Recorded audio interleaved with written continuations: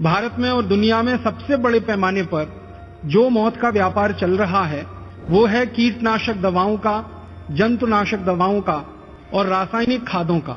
आप सभी जानते हैं कि सन 1960 के दशक में हमारे देश में एक क्रांति हुई थी जिसको हरित क्रांति के नाम से जाना गया। इस हरित क्रांति के बारे में सारे देश में और दुनिया में ये प्रचार किया गया कि अन्न का उत्पादन बढ़ाना है, इंसेक्ट्स और बहुत तरह के पेस्ट फसल को खराब कर देते हैं, उससे फसल को बचना बहुत जरूरी है और फसल का उत्पादन बढ़ना बहुत जरूरी है ताकि दुनिया की आबादी का पेट भरा जा सके। हमारे भारत देश में सन 1960 में जब ये हरित क्रांति की शुरुआत हुई तब एक भी किसान ऐसा नहीं था जो अपने खेत में कोई जहर डालता हो। और हमारे किसान धरती को मां मानते हैं, तो मां की धमनियों में, मां की शिराओं में जहर नहीं घोल सकते, मिट्टी में जहर नहीं डाल सकते।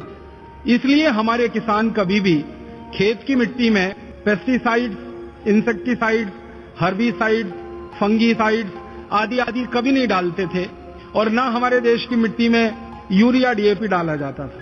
लेकिन 1960 में कृषि क्रांति के नाम पर, हरित क्रांति के नाम पर किसानों से कहा गया कि अगर खेत में आप ये नहीं डालोगे, यूरिया, डीएपी का खाद नहीं डालोगे, फर्टिलाइजर नहीं डालोगे और ये कीटनाशक और जंतुनाशक दवाएं नहीं डालोगे तो खेती सारी चौपट हो जाएगी, अन्न कुछ पैदा नहीं होगा, सारा देश भूखा मरेगा और किसानों को भी भूखा मरना पड़ेगा। 1960 में जब रासायनिक खाद सबसे पहले शुरू हुई हमारे देश में तो किसानों को मुफ्त में दी गई। किसानों ने उसको मुफ्त में डालना शुरू किया।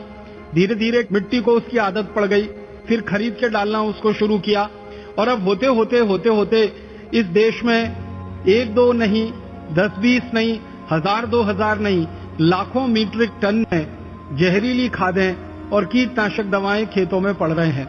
बहुत दुख होता है ये कहते हुए कि आज से लगभग 40 साल पहले एक भी किसान के एक भी खेत में 1 ग्राम भी रासायनिक जहर नहीं डाला जाता था। आज उस भारत देश के गांव के किसानों की जमीनों में हजारों लाखों मीट्रिक टन रासायनिक जहर डाला जा रहा है। हमारी भारत सरकार के आंकड़ों के अनुसार एक वर्ष में करीब खेतों में 1,90,00,000 मीट्रिक टन रासायनिक खाद डाल दिया जाता है। यूरिया के नाम पर, डीएपी के नाम पर, सिंगल सुपर फॉस्फेट के नाम पर, अनेक तरह की रासायनिक खादों के नाम पर 1,90,00,000 मीट्रिक टन जहर हर साल खेतों में डाल दिया जाता है। अब इन जहरीली रासायनिक खादों से जो पौधे बड़े होते हैं, इन पौधों पर तरह तरह के कीट लगते हैं, तरह तरह के जंतु आते हैं, तरह तरह के इंसेक्ट और पेस्ट आते हैं, क्योंकि रासायनिक खादों को डालने के बाद पौधों का अपना जो ताकत होती है वो कम हो जाती है।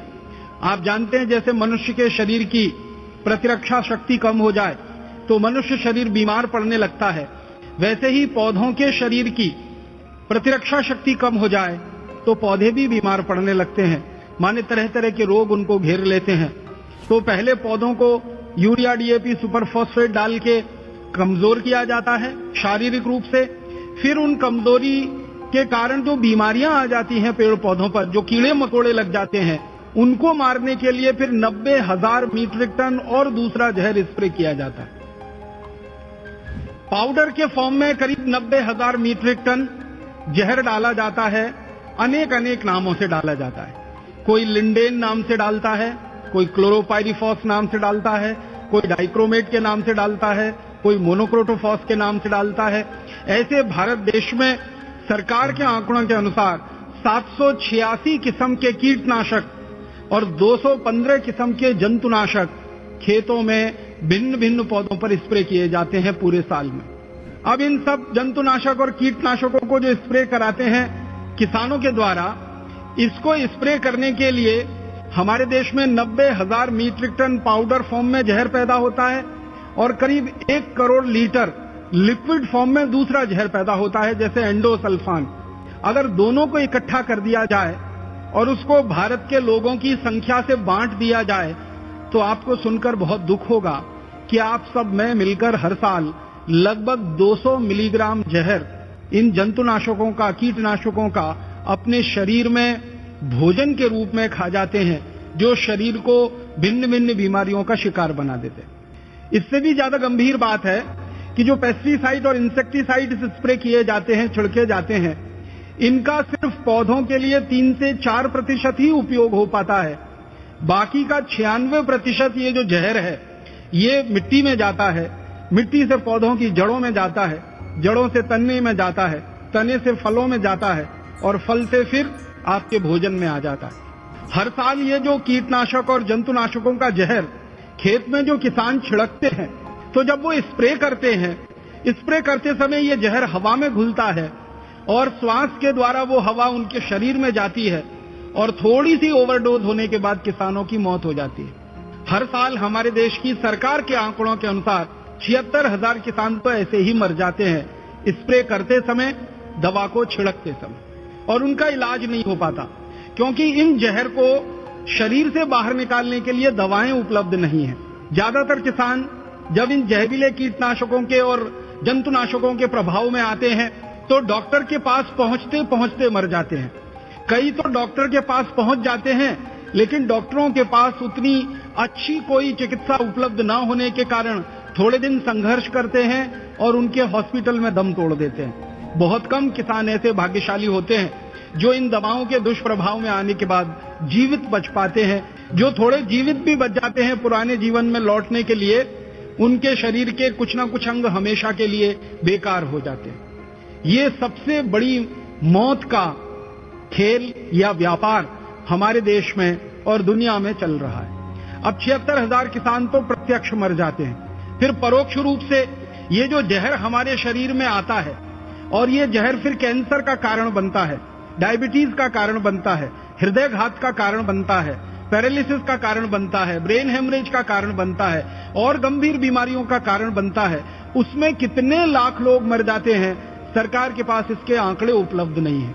अगर हम कैंसर के भारत में हुए सभी रिसर्चेस को ध्यान में रखें तो कैंसर पे काम करने वाले जितने भी विशेषज्ञों से मैं मिला हूं और मैंने उनको एक प्रश्न पूछा है कि आपने 20 साल काम किया कैंसर पर, किसी ने 15 साल काम किया, किसी ने 25 साल काम किया, ऐसे कई वरिष्ठ चिकित्सक और वैज्ञानिक इस देश में हैं। उनसे जब भी मैंने ये सवाल पूछा है कि आप मुझे एक सबसे बड़ा कारण बताइए कैंसर के होने का, तो बेहिचक सभी विशेषज्ञ कहते हैं कि कैंसर का भारत में और दुनिया के देशों में सबसे बड़ा कारण जो निकल के आ रहा है वो जहरीले कीटनाशक और जहरीले जंतुनाशक और जहरीले रासायनिक खाद जो खेती के नाम पर हमारे खेतों में डाले जा रहे हैं, हरित क्रांति के नाम पर खेतों में डाले जा रहे हैं, उत्पादन बढ़ाने के नाम पर खेतों में डाले जा रहे हैं, यही सबसे बड़ा कारण है।